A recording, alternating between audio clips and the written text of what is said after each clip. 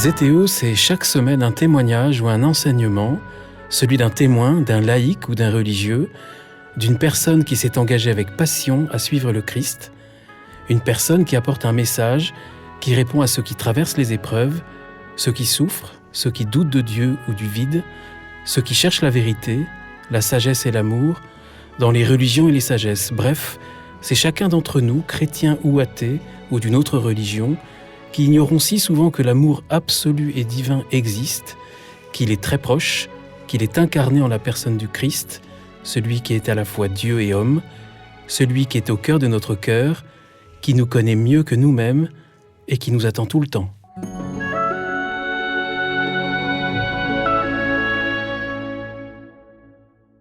Avant le début de ce nouvel épisode, parce que je reçois souvent vos questions au sujet d'invités ou du podcast Zétéo, je vous propose de vous retrouver ici de temps en temps pour 1 ou 2 minutes seulement, et si les circonstances le demandent. Vous avez été nombreux à beaucoup apprécier l'oracle de la lumière christique d'Amala Klep-Kremel, beaucoup à remarquer qu'il n'était plus possible de le commander. La bonne nouvelle, c'est qu'un nouveau tirage a été effectué et que depuis quelques jours, cet oracle est disponible. Vous trouverez le lien dans le descriptif de cet épisode. Il y a quelques jours, Amala me confiait aussi sa joie de la première représentation à Bruxelles de Marie, la lecture-spectacle dont elle a parlé au mois d'avril sur Zétéo. Une autre bonne nouvelle, c'est qu'un autre nouveau tirage a été effectué, cette fois pour Frédéric Lemarchand, pour son livre Mutation, dont elle nous avait parlé au mois de février, livre qui en est déjà à son 3e ou 4e tirage, je crois. Là aussi, vous trouverez le lien dans le descriptif de cet épisode pour pouvoir le commander auprès d'une formidable librairie à Vézelay.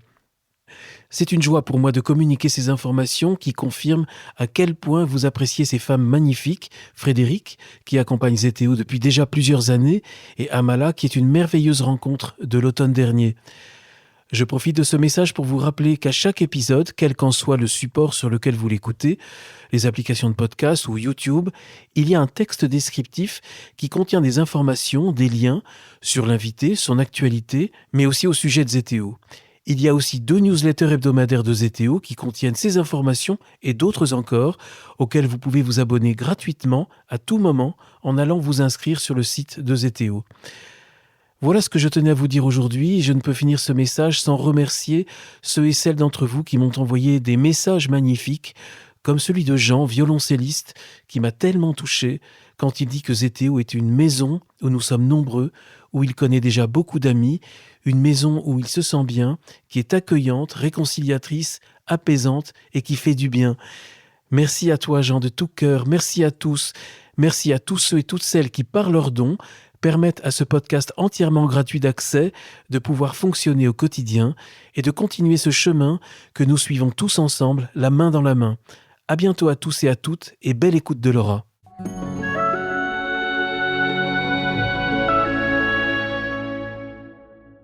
Bonjour chers auditeurs, chères auditrices de Zétéo, bienvenue pour un nouvel épisode, je suis Guillaume Devoux. Aujourd'hui, c'est une respiration de vie que je suis très heureux de vous proposer, avec la joie de rencontrer une jeune femme qui m'a contacté il y a quelques mois, Laura Philippot, bonjour. Bonjour Guillaume. Laura Philippot, merci de m'avoir contacté. Alors on avait décidé d'enregistrer en forêt, les auditeurs et les auditrices vont comprendre pourquoi.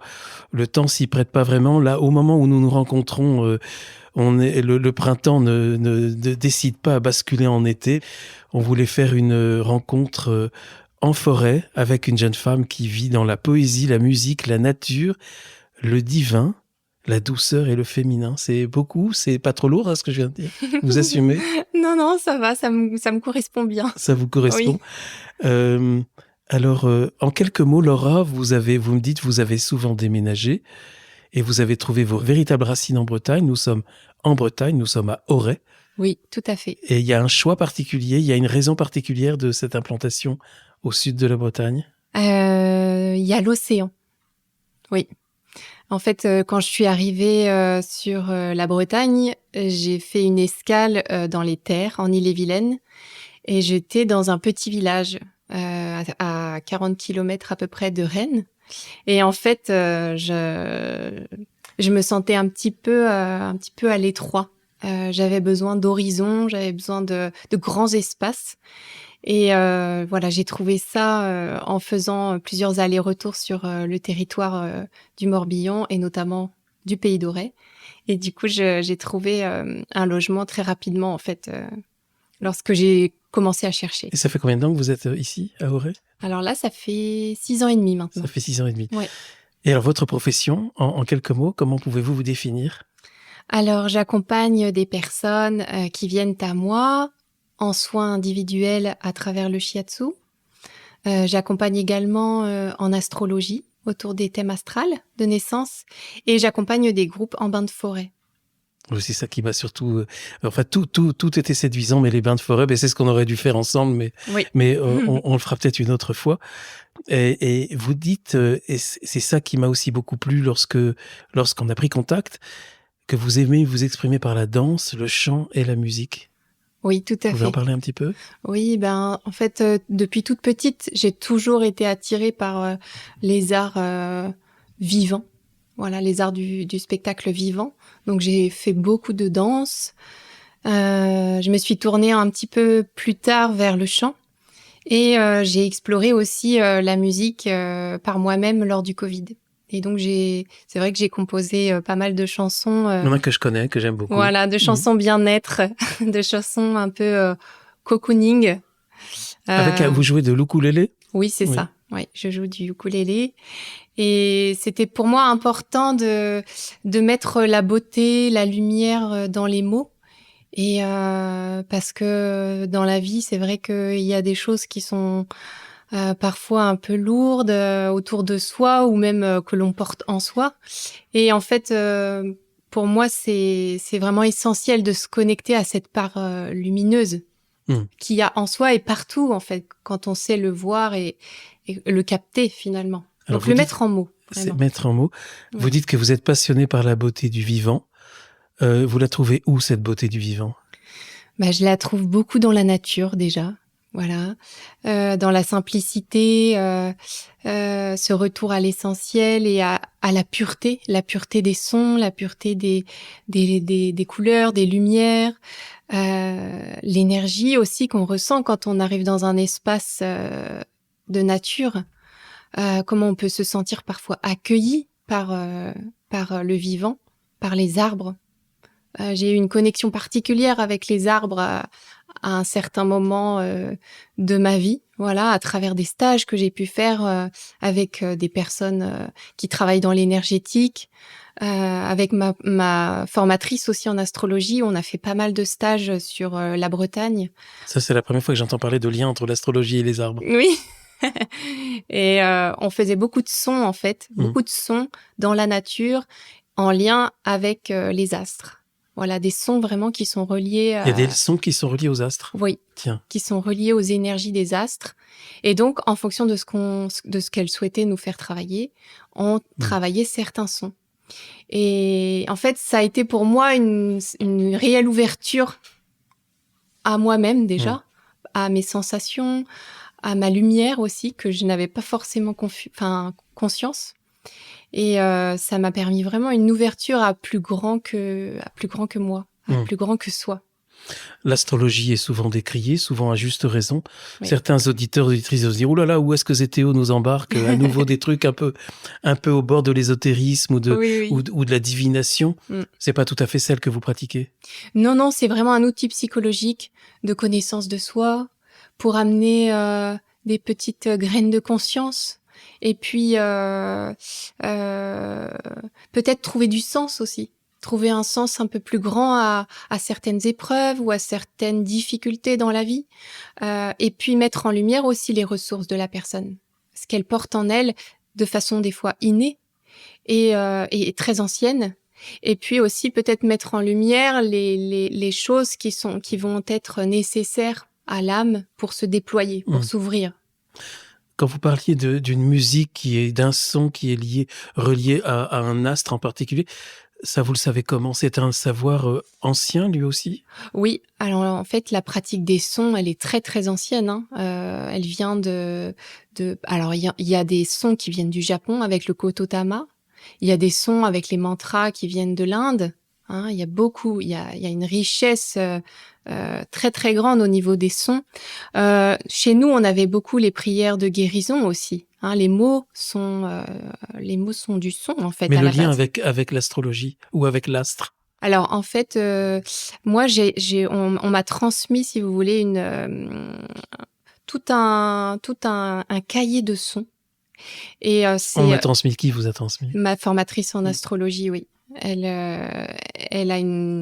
a beaucoup, beaucoup travaillé. Mais j'imagine qu'elle elle-même hérite d'un savoir qui est peut-être très ancien? Oui. Mmh.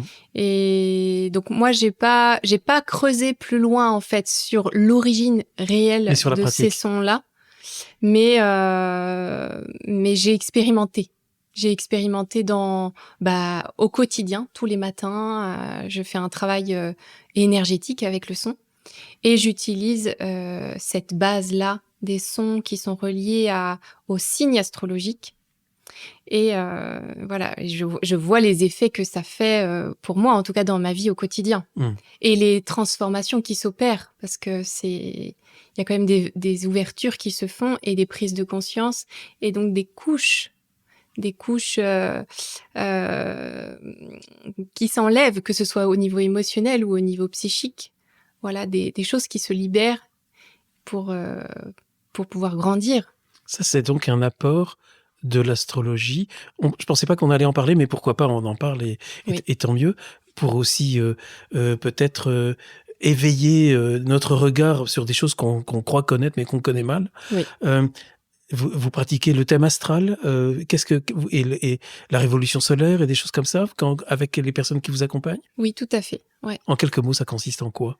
Ou ça veut dire quoi? Alors, en quelques mots, déjà la personne, moi j'ai besoin d'avoir sa date de naissance, son heure et son lieu de naissance. Ensuite, je monte le thème astral à partir de calculs. En fait, l'astrologie est basée sur l'astronomie. Donc, c'est toute une série de calculs pour pouvoir ensuite monter une roue astrologique. Hein, signe du zodiaque, en fait, ça veut dire... zodiaque, ça veut dire roue de la vie. Donc voilà, il y a une roue et ensuite, avec tous ces calculs, on peut positionner les planètes sur la roue. Et il y a des jeux, des énergies qui vont se dégager et qui vont se mettre en lumière au fur et à mesure de monter, que je monte le thème.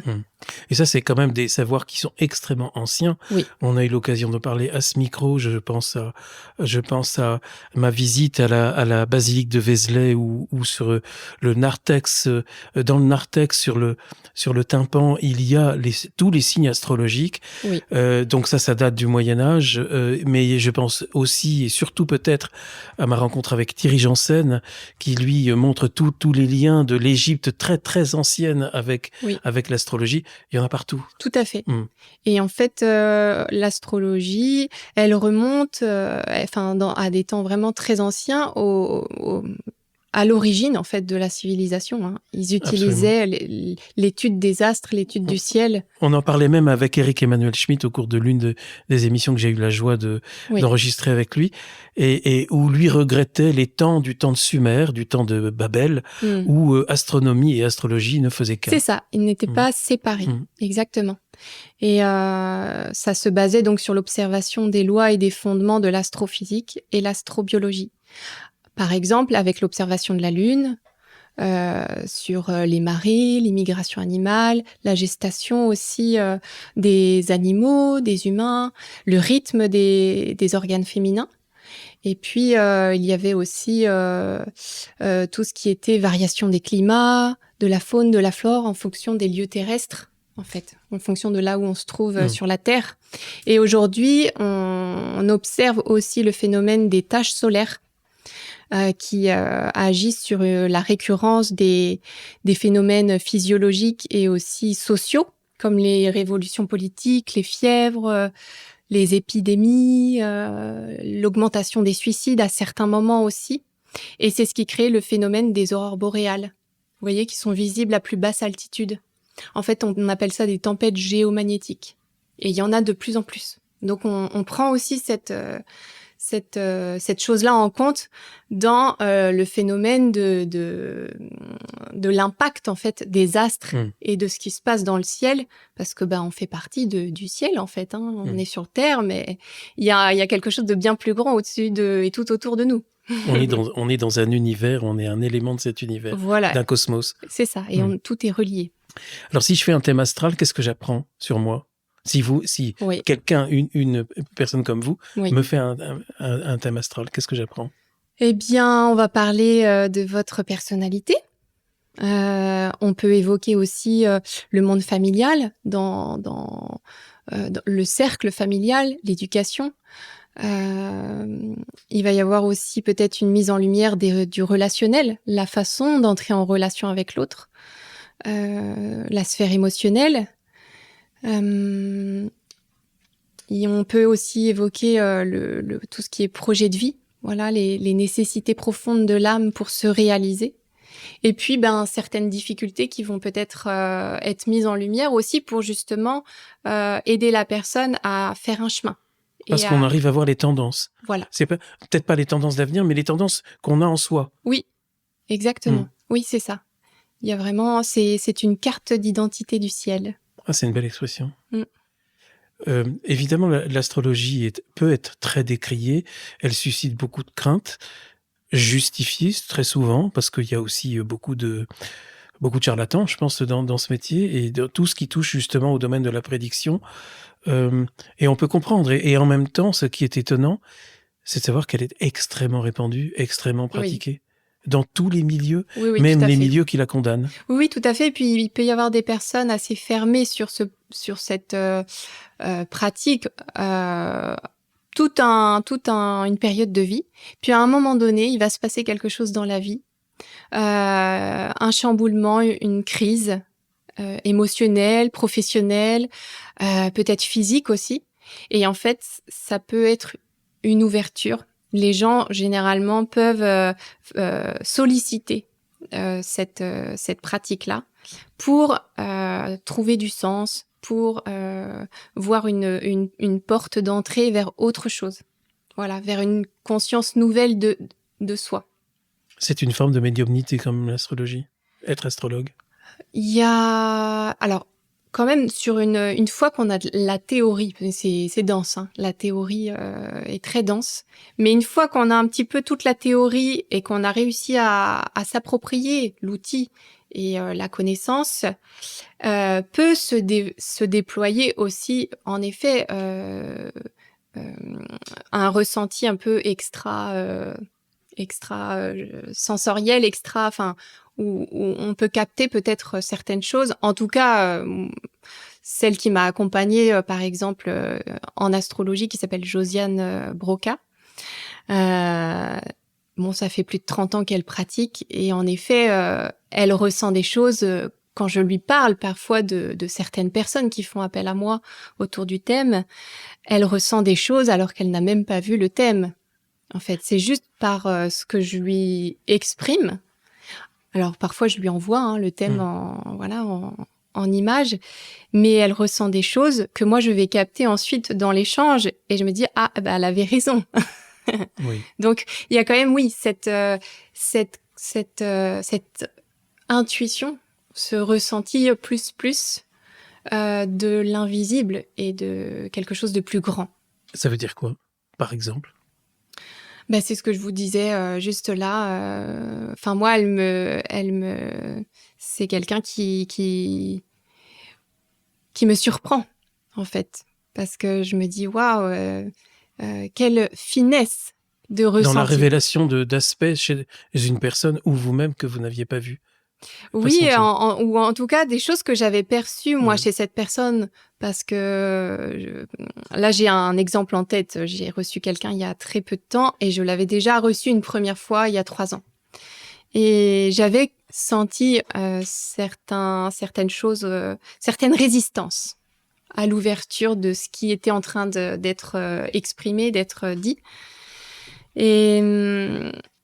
Et en fait, Josiane a pu capter cette résistance-là et m'a dit, mais elle n'a pas entendu ce que tu lui as dit il y a 3 ans. Et donc, je pense qu'il serait nécessaire que tu fasses un petit récap de tout ce qui a pu être dit la première fois pour réactualiser et pour mettre à jour. Et ensuite, peut-être passer sur les énergies de l'année en cours. Mais il y a quand même cette nécessité parce qu'elle n'a pas entendu. Mmh. Et ça, moi, je l'avais senti. Et donc là, pour le coup, ça a marché. Mais ce que je veux dire, c'est que c'est assez intéressant de voir que cette personne qui est très loin et qui ne l'a jamais rencontré a capté ça sans avoir... Voilà, c'est juste de par notre échange, en fait. Les tendances, quand vous parlez des tendances de l'année, par exemple de l'année à venir, Oui. bon, j'ai été un peu formé, Oui. Je pense à Servan par exemple, et donc je sais on parle de révolution solaire, donc Oui. ce qui va se passer de ma date anniversaire maintenant à l'anniversaire de l'année prochaine. Tout à fait, Ça, oui. c'est des tendances, mais qu'est-ce que ça veut dire ces tendances-là? Parce que ce qui me fait le plus peur à moi, j'ai Oui. vraiment une peur réelle, c'est cette partie prédiction de l'avenir, parce que ça peut être aussi très enfermant pour le coup. Alors en fait, moi, souvent j'exprime aux personnes qui font appel à moi, je leur dis bien, on ne va pas parler du futur. Peut-être qu'il peut y avoir à un moment donné, on peut dire, bah voilà, sur cette année, ça va travailler peut-être un peu plus sur l'énergie relationnelle. Parce que il y a la Lune qui fait une tension là avec d'autres planètes, qui fait une opposition. Les oppositions, ça crée une tension sur un thème. Donc, sans doute que cette année, il va peut-être y avoir des choses à réactualiser justement par rapport à la conscience de qui je suis aujourd'hui. Et donc, peut-être vous allez vivre des impasses au niveau relationnel ou peut-être des conflits, mais pour du mieux en fait. En fait, l'idée, c'est toujours que c'est un moteur. L'attention est un moteur pour dépasser certaines choses ou pour s'aligner un peu plus avec soi en fait. Voilà. C'est vraiment trouver du sens à ce qu'on vit. Y voir quelque chose pour grandir. Voilà. Et donc ça, on peut en effet le voir sur l'année. Mais après, la personne, elle reste maître, libre de ses choix, de sa direction et de la façon aussi dont elle va voir les choses, percevoir. Et parfois, il y a des gens je pense, il y a beaucoup de gens qui répètent certaines choses, peut-être un peu conflictuelles, mais pour justement à un moment donné arriver à ouvrir sa conscience sur qu'est-ce qui coince là, pourquoi je vis à chaque fois ce même conflit ou ce schéma répétitif dans ma vie professionnelle ou dans mes relations, voilà, et quelque chose de souffrant, hein, et qui peut être dépassé par la prise de conscience, mais du coup par un changement qui s'opère à l'intérieur aussi, par rapport à des décisions qui sont prises, des choix qui sont faits. Et ça, c'est la personne est maître de ça, donc voilà, elle va faire les choses en fonction de son propre rythme aussi. Et qu'est-ce que vous faites lorsque vous avez un consultant, je ne sais pas comment vous les appelez, une consultante ou un client qui veut vraiment vous poser des questions précises sur son avenir, avec des dates, des temps? Alors déjà ça arrive très très peu. Enfin en tout cas, j'attire pas forcément ce genre de personnes. Sans doute que ça doit arriver avec d'autres praticiens, mais moi j'attire pas trop ce genre de personnes. Mais quand il y a des questions précises, ça a pu arriver quand même. Moi je suis honnête, hein, je dis je ne sais pas. Je sais pas forcément, ça va dépendre de vous. Vous comprenez que pendant des siècles, ces pratiques d'astrologie, avec d'autres pratiques, on les a d'ailleurs un peu toutes mises un petit peu dans le même sac, d'autres pratiques de médiumnité, de voyance, dans cette partie justement de prédiction d'avenir, ont été condamnées, interdites. Tout à fait, oui. Et là, maintenant, aujourd'hui, on est face à des institutions religieuses qu'on écoute moins, parce que je crois qu'elles continuent peut-être, d'ailleurs, je ne sais rien, de condamner une certaine pratique de l'astrologie. Mais vous comprenez qu'on a peut-être parfois besoin d'avoir un certain cadre et de savoir un petit peu où on va et où on met les pieds. Aujourd'hui, c'est très différent parce que il y a tellement d'astrologues qui ont pignon sur rue et vous l'affichez.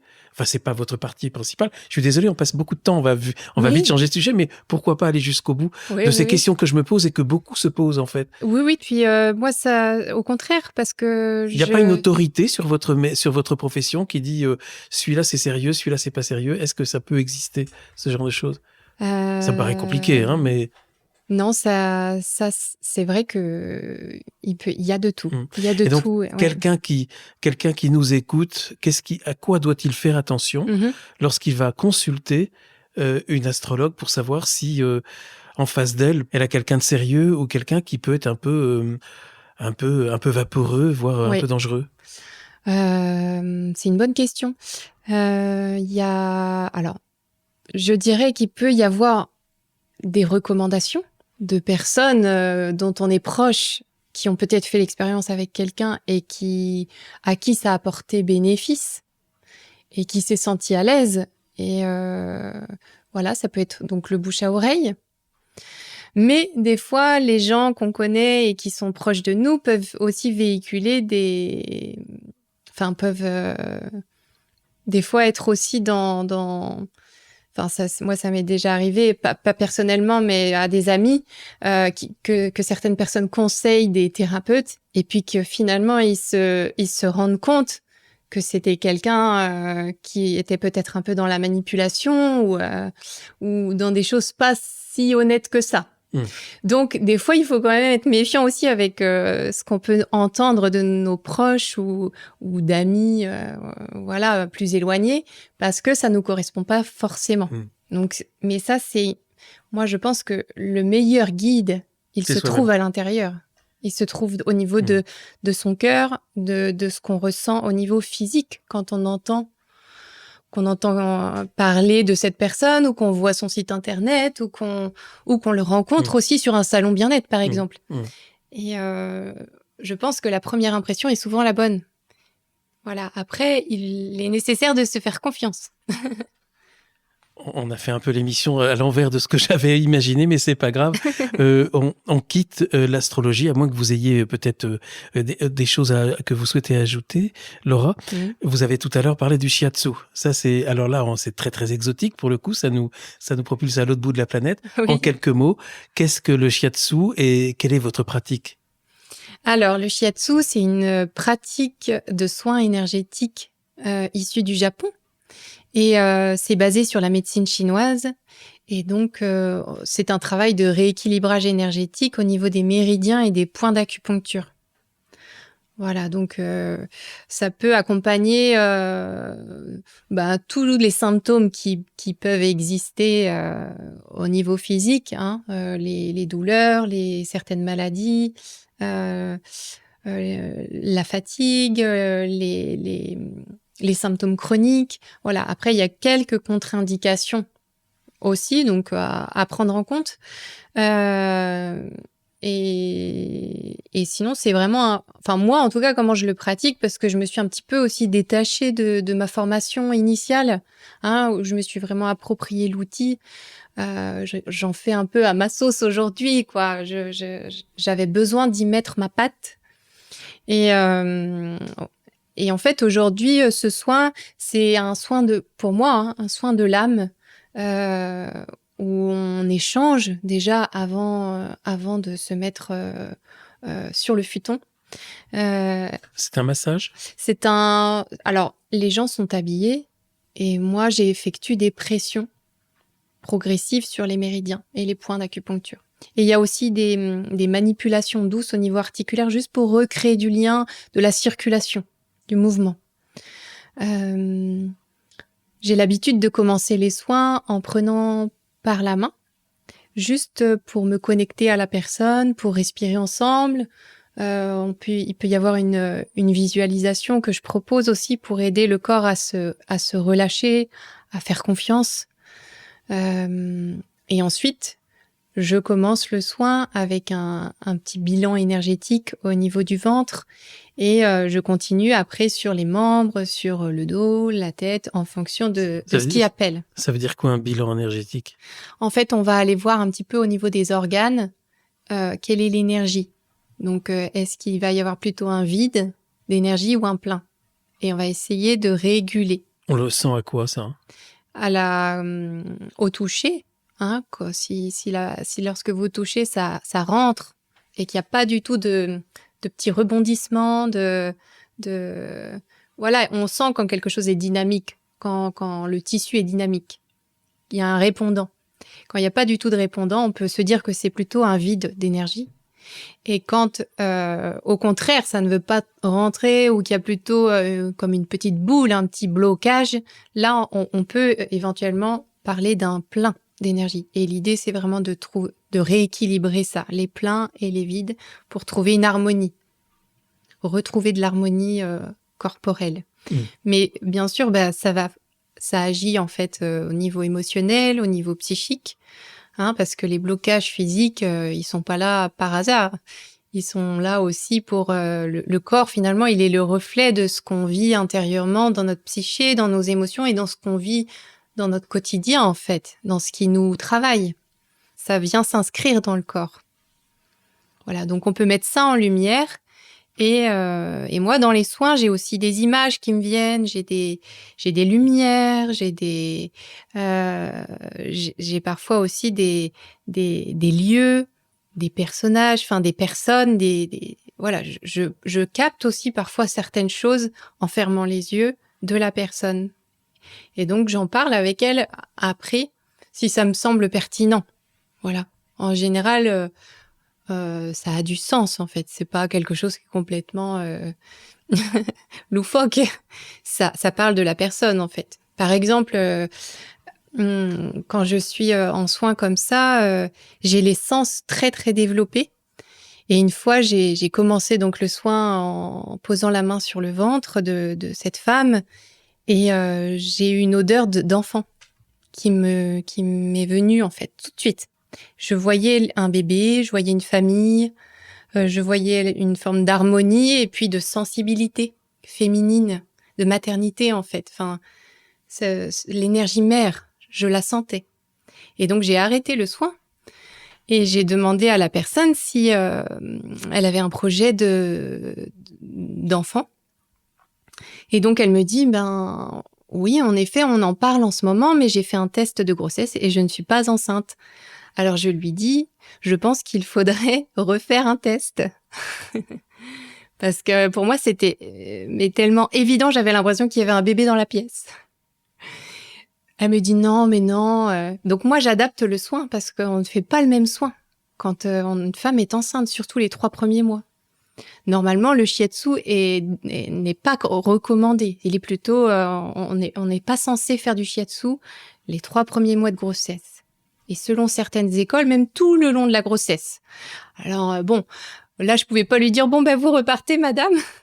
Donc j'ai continué le soin, mais vraiment en surface. Et tout du long du soin, j'avais ce bébé, j'avais ces odeurs de nourrisson très agréables. Donc, à la fin du soin, je lui dis, je pense qu'il serait bien pour vous de refaire un test de grossesse. Je lui répète une deuxième fois.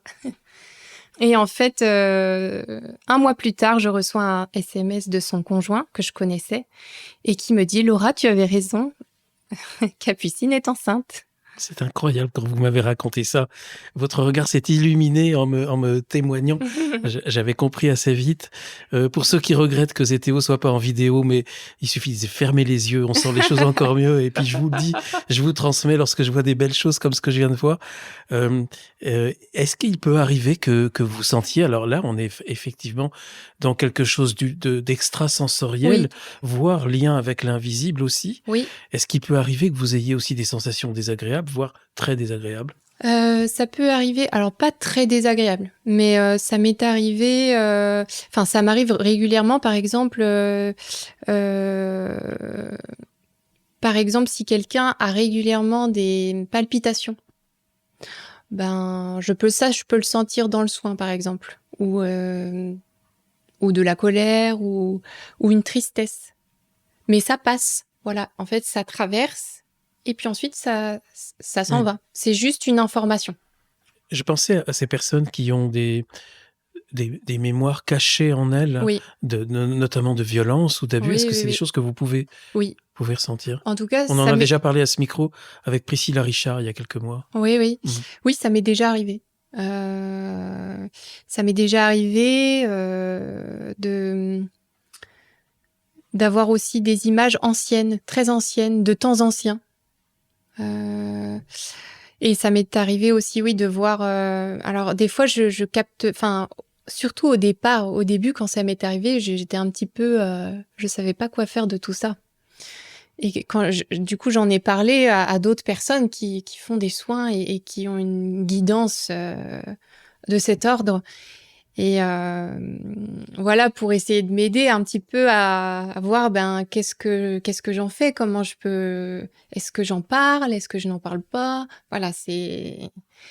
Alors après, je parle des choses quand je peux, comment dire, Vous sentez que vous pouvez les dire. oui, c'est ça. Parce qu'il y a parfois, enfin, il y a eu une situation une fois où j'ai eu une image un petit peu, oui, violente ou dure. Et en fait, c'était au tout début, hein, quand j'avais ces images. Et je me voyais pas aller sur ce terrain-là avec cette personne. J'aurais pas su comment l'accompagner avec ça, avec ça. Des fois, il faut être prudent en fait, hein, par rapport à ce qu'on dit aux gens, parce qu'on peut appuyer sur un bouton et ça peut être la dégringolade, hein, quand même. Donc au niveau psychique, je pense qu'il faut pas jouer les apprentis sorciers et qu'il faut rester humble aussi par rapport à tout ça. Donc voilà. Mais ça m'est plus arrivé depuis longtemps en fait. Et aujourd'hui, je sens que même les images du passé, tout ça, ça revient plus trop. C'est beaucoup plus inscrit dans le présent maintenant. Il y a beaucoup plus d'énergie, enfin pour moi, du présent. Et je me sens beaucoup moins connectée à des images du passé. Je pense que c'est aussi parce qu'on a une grande nécessité aujourd'hui d'être dans l'instant présent, d'être vraiment connecté à l'instant présent. Les énergies du passé, c'est du passé. Et en fait, cultiver le passé en permanence, ça nous aide pas du tout, en fait, pour nous ouvrir et pour avancer. Donc, j'y mets du sens comme ça. Après, il y a beaucoup de gens qui travaillent encore sur les vies antérieures, actuellement. Enfin, il y a beaucoup de tout ça. Moi, je suis plus trop connectée à ce genre de choses. À chacun son créneau. Oui, c'est en ça, quelque sorte. exactement. Parce que dans certains cas, il peut être très nécessaire de revisiter son passé, voire de faire des voyages transgénérationnels. Et j'ai eu plusieurs épisodes à ce sujet-là. Et Dieu sait que c'est important aussi. D'aller chercher. Mais vous, c'est l'instant présent. Quel est le profil des personnes que vous accompagnez, Laura? Il y a beaucoup de femmes et qui ont tous les âges? Qui ont tous les âges, oui. Et souvent, j'ai quand même remarqué que j'attire aussi des personnes où j'ai pu déjà vivre cette problématique. Il y a quelque chose un petit peu comme un effet miroir, où du coup je peux accompagner certaines personnes parce qu'il y a des choses que j'ai vécues. En lien avec votre propre vie. Voilà. Donc ça, j'ai remarqué ça. Et puis, c'est une sorte de synchronicité. Oui, comme comme je suis passée par là, je suis peut-être plus disponible et c'est plus concret aussi pour pouvoir faire un chemin avec cette personne sur cette problématique-là. Et puis, bien souvent, ce sont des personnes qui ont besoin de retrouver confiance en elles, qui ont besoin de reconnecter avec leurs capacités, avec leur lumière. Moi, il y a beaucoup de lumière dans mes soins. C'est-à-dire?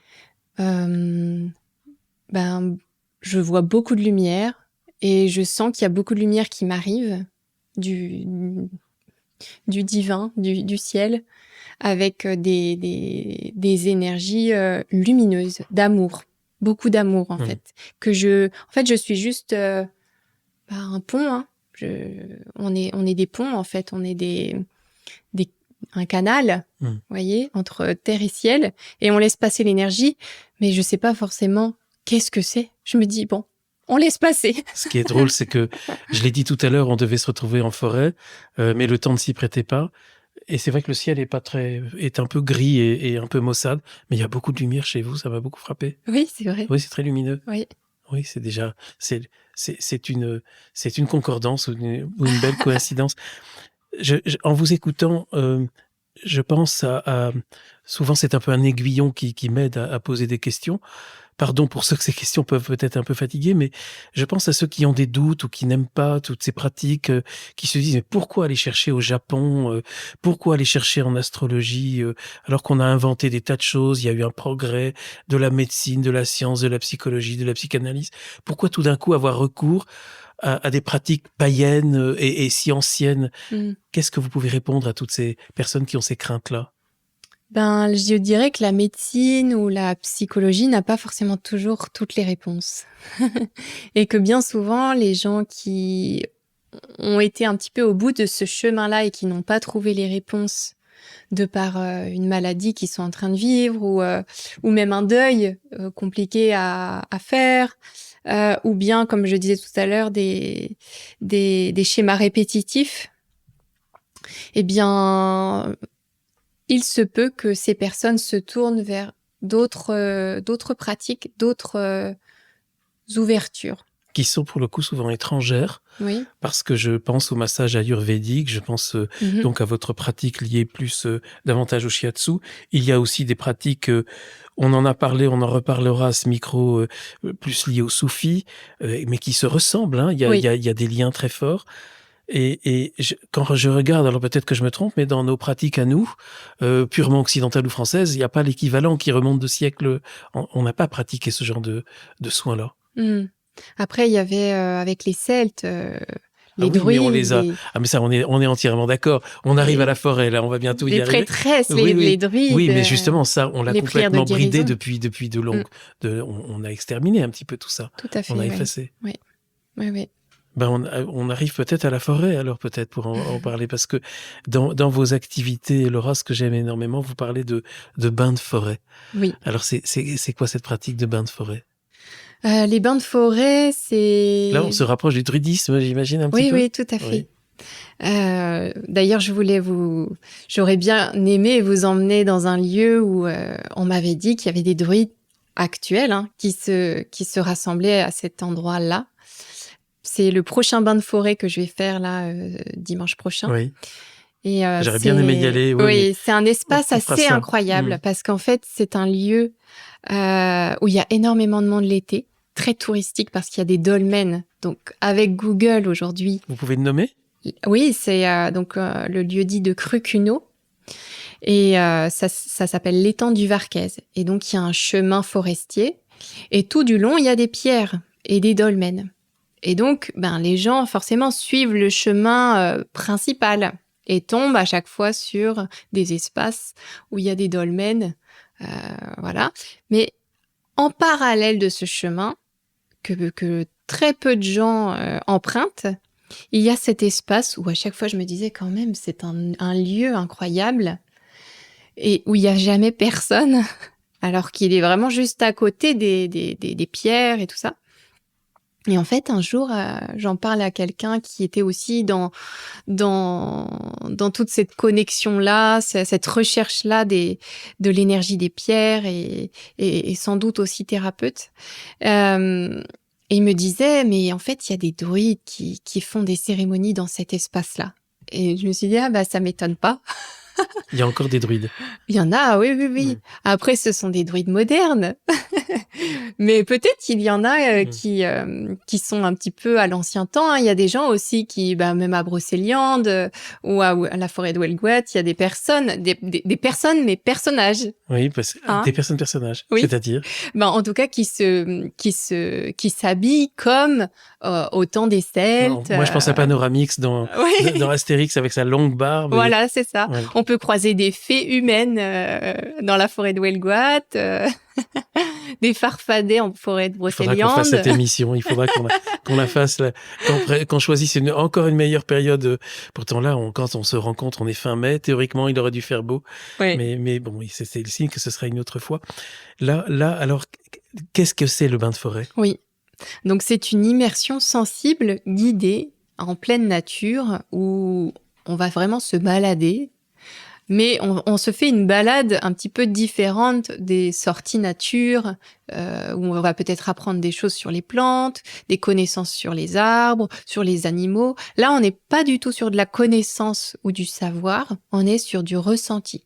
Et donc pour ça, il est nécessaire d'être en silence déjà. Donc moi, ça, je l'exprime au tout départ, avant la balade, qu'on va plutôt être dans une démarche silencieuse pour pouvoir retourner à l'intérieur de soi, écouter à l'intérieur de soi et pouvoir peut-être se connecter à plus grand que soi. Donc par ce retour à l'intérieur, on déploie finalement nos capacités sensorielles, intuitives, émotionnelles et notre inspiration. Voilà, notre inspiration, ça peut être de la créativité, ça peut être du spirituel, ça peut être plein de choses en fait. Et donc lors de cette balade, on va faire des pauses, des petites pauses où on va faire des explorations. Donc moi je pars toujours du corps, on fait un petit réveil du corps, un nettoyage, on se fait beau pour aller en forêt. On se fait beau à l'intérieur, on fait un peu le vide, on nettoie un petit peu tout ça pour être disponible et attentif. Ensuite, je propose des sons, on fait des sons d'harmonisation, sons d'ancrage. Avec quel type d'instrument? Sons par la voix, Oui. voilà, donc il n'y a pas d'instrument. Ce sont les gens qui font les sons. Moi, je leur montre le son qu'on a à faire, enfin, je leur fais faire. Et puis après, on s'harmonise tous ensemble avec ces sons-là proposés. Donc, il peut y avoir des sons en lien avec les signes astrologiques en fonction de la période et de ce que je souhaite impulser comme énergie. La dernière fois, par exemple, où on est parti en forêt, c'était dans la période du taureau. Le soleil était dans le signe du taureau. Donc, on a fait le son du taureau, et qui est un son en lien avec les 5 sens, avec la sécurité intérieure, avec l'ancrage et avec la notion de détachement. Ça donne quoi comme son? Ça Je me pose la question, je suis taureau, alors ça m'intéresse. Oui, oui. Ouais. Ça donne... Alors, c'est des voyelles. Et c'est A, O, U, E, I. Et donc là, on inspire et on souffle. Et tout du long du souffle, on fait sonner ces voyelles-là. On essaye qu'elles soient en équilibre, chacune, qu'il n'y en ait pas une qui prenne toute la place, puis les autres, elles ont un tout petit peu d'espace. On essaye vraiment d'harmoniser entre chaque voyelle. C'est comme un chant de voyelles. Et on répète ça plusieurs fois, voilà, jusqu'à ce qu'on sente que c'est OK, ça circule bien. Et alors? Et après, on repart, hein. Voilà, on repart et puis on continue. Et puis sur d'autres pauses, on peut faire des explorations plus sensorielles, avec les mains, avec l'odorat, avec aussi tout le corps, les pieds sur le sol, les pieds nus, ressentir sa colonne vertébrale contre un arbre, voilà, et accueillir en fait. L'idée, c'est d'être dans l'accueil de ce qui se passe à l'intérieur. Et pour ça, il faut laisser de l'espace et du temps. Hein, c'est pas juste comme ça, 2 secondes. Ça dure combien de temps, justement, un bain de forêt? Quelques heures? Alors moi, je propose des sorties de 3 heures. Voilà. Et pendant l'été, des sorties de 2 heures pour les familles. Qui vous a inspiré ça et de faire, justement, de lier cette pratique des sons et de la forêt? Eh bien, justement, c'est avec Josiane Broca, ma formatrice en astrologie, avec laquelle j'ai commencé et où j'ai vécu des expériences qui m'ont un petit peu surprise en moi-même de pouvoir vivre ça. En fait, moi, j'étais un peu sceptique au départ. C'est ma mère qui m'impulsait, enfin qui m'initiait, qui me proposait à chaque fois ce genre de choses, au début en tout cas. Tout ce qui était méditation, thème astral, le stage avec Josiane. Bon, puis pourquoi pas, mais sans attente en fait, et sans... J'étais pas spécialement ouverte vraiment en fait à tout ça. Je savais pas trop ce que ça allait donner. Et donc de se laisser surprendre comme ça, c'est assez intéressant. Parce que du coup, il s'est passé des choses en moi que je pensais pas pouvoir vivre en fait. Quoi par exemple? Un jour, j'ai vécu un voyage En fait, on était à l'espace de l'Autier de Viviane, à Brocéliande. Oui, que je connais bien. Et en fait, l'idée, c'était chacune son tour de se mettre à l'intérieur, en fait, dans cette espèce de bassin entouré de pierres. Et il se passait ce qui se passait. Et donc, bien sûr, elle était là pour accompagner le voyage. Et en fait, moi, quand je m'y suis mise à l'intérieur, bon, voilà, je m'y mets, mais bon, je me dis, bon, bah, je vais méditer, je vais respirer. Mais en fait, j'ai été transportée intérieurement par une lumière. Je faisais un avec la lumière, alors une lumière très solaire, et je me sentais, mais tellement bien. J'avais des frissons partout, mais c'était très agréable. C'était pas trop intense, en fait, c'était doux. Et j'étais un peu en extase dans ce voyage, voilà. Vous n'inventiez pas, c'est pas une sorte d'auto-persuasion ou collective Pas avec du les tout. personnes qui étaient avec Ah vous? non, c'était vraiment un bien-être physique et psychique. Enfin, il y avait quelque chose. J'avais l'impression, oui, d'être un peu dans le ciel. Je sais pas comment. C'est pas facile de mettre des mots sur certaines choses des fois. En tout cas, il en est ressorti que Josiane me dit, sacré voyage.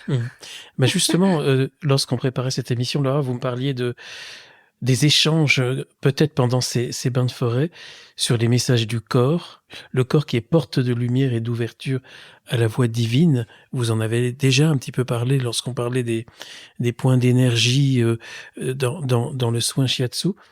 C'est quoi cette voix divine dont vous parlez? C'est quel divin? C'est peut-être une question un peu difficile. Oui,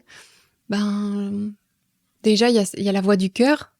Hein, quand on est un petit peu dépouillé du mental et dépouillé des émotions intenses qui peuvent voiler un petit peu cette connexion avec le cœur déjà. Je pense qu'une fois qu'on est connecté à la voix du cœur, on peut entendre la voix divine. Enfin, on peut entendre quelque chose qui est soufflé et qui est comme une évidence. Où c'est vraiment une évidence. Ça devient une évidence.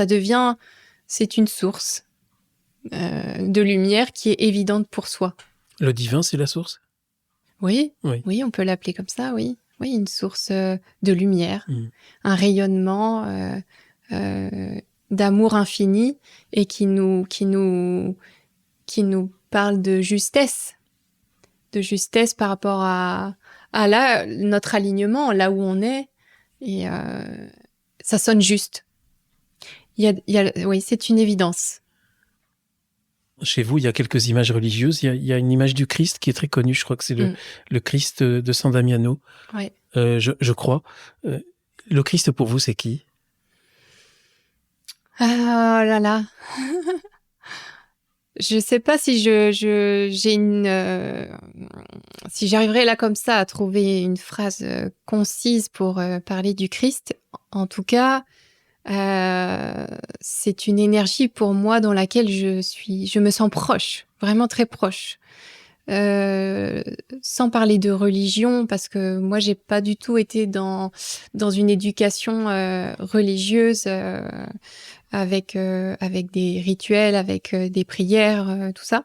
Enfin, mon père était beaucoup plus catholique, pratiquant, mais je n'ai pas vécu avec mon père, donc j'ai été assez éloignée de tout ça. Mais pourtant, je sais pas, ça s'est ouvert en moi il y a une douzaine d'années à peu près, où un jour, voilà, dans un moment un petit peu compliqué, j'ai ressenti la présence d'un saint venir m'embrasser pour m'apaiser. Et donc depuis ça, en fait, je pense que petit à petit, il y a des portes qui se sont ouvertes sur certains personnages de la religion, voilà, comme Marie, Jésus. Et en fait, je me sens très très proche du christianisme et de toutes ces figures emblématiques. Et ce sont je me connecte quand même souvent à eux, par la pensée, par le cœur. J'apprécie énormément d'aller dans les abbayes, dans les églises, pour me recueillir, pour ressentir. Et parfois, je les vois, en fait. Alors, je sais pas si c'est moi qui crée cette image ou si c'est, je ne sais pas, et j'ai pas envie à la limite de décortiquer. Juste, ça me fait du bien. Ça me fait du bien. Je sens cette douceur, je sens cet amour.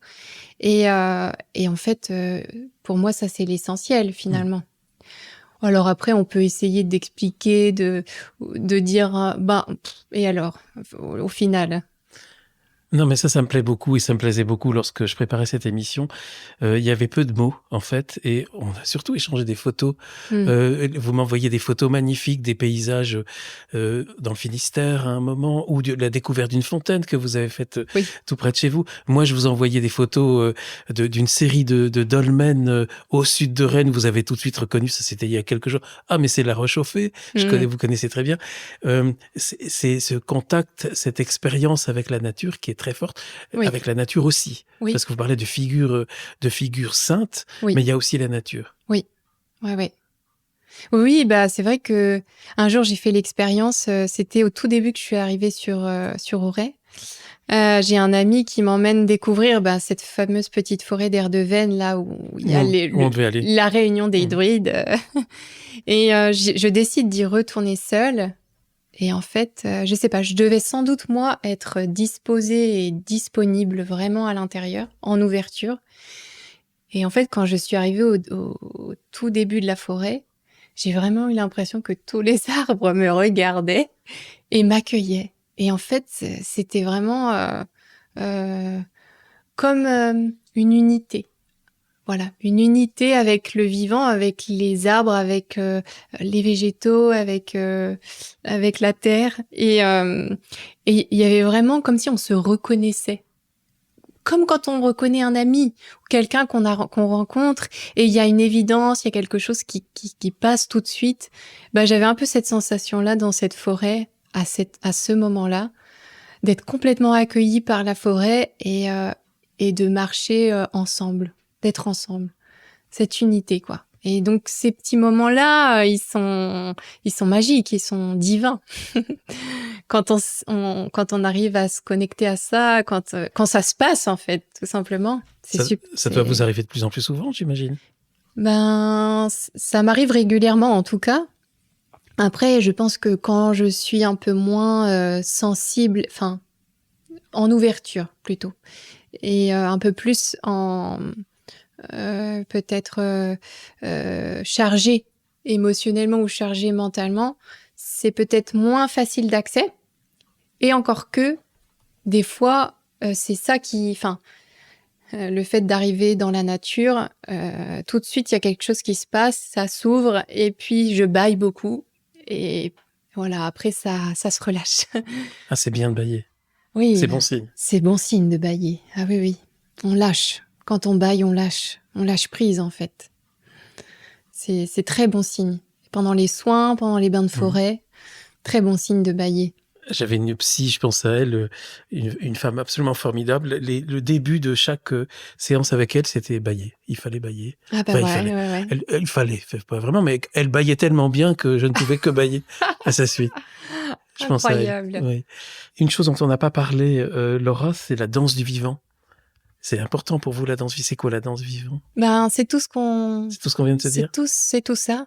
Même si j'ai... il y a, depuis que je suis arrivée sur Auray, j'ai pas mal donné d'ateliers autour de la danse, du mouvement. C'est quelque chose, parce que j'ai toujours fait de la danse aussi, moi. Donc, j'aime beaucoup cette expression de danse parce que finalement, la danse, c'est du mouvement. Et le mouvement, il commence avec le souffle de vie. Donc, finalement, le souffle de vie permet la circulation dans le corps et que ce corps il puisse vivre et avoir de l'énergie. Sans le souffle, le corps, il meurt. Et ensuite, comment on entre en mouvement avec sa vie, avec sa propre vie, avec les autres. Euh, c'est un échange. Je donne, je reçois en permanence. Et c'est vrai qu'à travers... alors, moi, j'ai choisi le shiatsu, l'astrologie et les bains de forêt, mais en fait, tout le monde, on pourrait se dire, tout le monde, finalement, danse dans sa vie. Mais de façon très différente, à des rythmes très différents, avec des inspirations différentes. Mais on peut se dire que la vie est comme une danse ou comme un jeu. Tout le monde devrait danser plutôt. Je crois qu'on danse pas assez. Ah, c'est possible. C'est possible. Mais en tout cas, j'aime voir la vie aussi de cette façon-là, avec un peu de poésie, de beauté, dans ce qui parfois est un peu trop rigide au niveau du mental. Et même peut-être ouvrir la porte au fait que certains problèmes peuvent être vécus aussi comme une danse. C'est-à-dire que la danse, elle n'est pas toujours fluide, elle n'est pas toujours en osmose, en unité. Des fois, la danse, elle est un peu chargée. Des fois, on n'arrive pas à rencontrer l'autre. Si on parle d'une danse de couple, des fois, on n'est pas à l'aise. Des fois, on est en conflit, ça va pas. Mais ça fait partie de la danse, finalement. C'est accueillir tout ça comme dans un grand jeu, finalement, terrestre. Mais bon, des fois, il y a des moments dans ma vie, moi, où j'ai du mal à voir ça. Hein. Par moments, je suis aussi prise dans du stress, dans des peurs. Et donc, c'est moins facile, forcément, de voir ça comme ça. Mais bon, en tout cas, ça reste une vision. Une vision à laquelle j'aime me connecter le plus souvent possible. On n'a pas parlé des hommes pendant cette émission. Vous accompagnez des hommes aussi ? Ah oui, il y a des hommes quand même qui viennent en séance individuelle ou dans certains bains de forêt. Il y en a quelques-uns, oui, bien sûr. Il y en a moins, oui, mais il y en a quand même. Oui. Les hommes, je pense que de plus en plus d'hommes s'ouvrent quand même à tout ça, même si pour l'instant on voit pas encore l'équivalent avec les femmes, mais non, mais les femmes sont en train de faire le travail, donc elles vont ouvrir les hommes. Elles sont en train de les ouvrir. C'est ça, je crois. Ouais. Je voudrais si vous le voulez bien, qu'on se quitte en parlant du chant. Mais avant qu'on parle du chant, est-ce qu'il y a quelque chose dont on n'a pas parlé, dont vous souhaiteriez parler ? Non, ça me va bien de finir sur une note harmonieuse. L'idée que j'avais, Laura, c'était qu'on se quitte, si vous êtes d'accord, on n'a pas préparé, oui. Par une de vos chansons. Oui, pourquoi pas. Et si vous êtes d'accord, laquelle et celle que vous choisirez, et pourquoi celle-là plus qu'une autre? Réfléchissez un petit peu, parce que je vous avais pas, on s'était pas préparé à ça. Oui. J'aime beaucoup le bateau-plume. Voilà, c'est inspiré, on va dire, d'une méditation très surprenante. Et quand j'ai eu ces images-là, je me suis dit qu'il fallait que je les écrive. Et c'était la première chanson que j'ai écrite, qui parle justement de mouvement, qui parle aussi de prise de recul sur la vie. Et tout cela mis en poésie. Voilà, avec l'idée du bateau qui écrit son histoire sur l'eau. L'eau, c'est aussi toute la sphère sensible, réceptive, intuitive, les émotions, bien sûr. Hein. Et cette notion de prise de recul, oui, sur les choses, de voir plus grand. Et ouais. C'est une de mes chansons favorites, je pense. Donc, merci Laura. On va donc se quitter sur le bateau-plume. Et juste avant de se quitter, je tiens à vous remercier pour m'avoir contacté il y a quelques mois et pour cette belle rencontre qui est plus qu'une respiration de vie, qui est vraiment aussi un voyage en profondeur. Merci Laura. Merci à vous. Merci. Donc ceux qui souhaitent découvrir Laura, évidemment, dans le descriptif de cet épisode trouveront des informations pour aussi entrer en contact avec elle. À bientôt, chers auditeurs, chères auditrices, pour un nouvel épisode. Et encore merci, Laura. Merci Guillaume. Merci. Tant de chemins empruntés, seule la nuit, une traversée au dénu des douces clartés. Le voyage m'a transporté à l'origine des racines, se retrouver fasciné, y percer d'autres contrées, vivre l'aventure désirée. Voilà mon bateau plume, une histoire, un clair de lune. Nous voilà dans l'océan, allant au soleil levant. Porté par son souffle, le vent écrit l'histoire du vivant. Mon inconnu, je t'attends, danser sur l'eau en chantant. Toi qui dessines l'écume, les courbes de la